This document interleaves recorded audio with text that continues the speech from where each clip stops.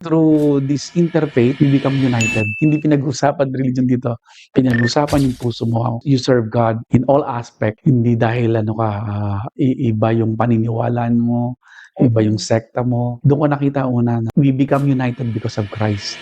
1,000 religious leaders na na-witness ko dun sa New York. Wow, posible pala yun. Yung Buddhist nandun. And they also accept Christ. Kaya naging unifying si Christ. Tingnan yun ang gusto ng Panginoon sa atin. Magkaisa tayo kay Kristo. Kaya pasalamat ako dun sa experience na yun. Yun hindi ko makalimutan. Kaya tinawag doon sa Korea, dun ako. In fact, nung last time, di ba, November yun eh.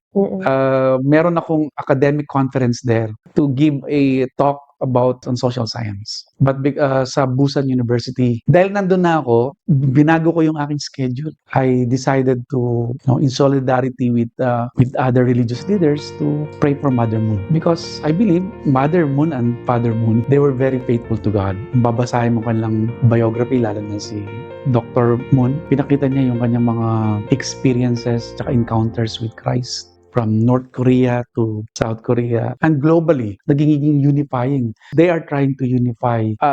Impossible work yun eh. But kahit pa paano, they are succeeding eh. Nayu-unify kaming mga religious leaders. Di ba pag when we gather as one dito, nakakatuwa. Iba-iba kaming reliyon pero hindi kami didebate.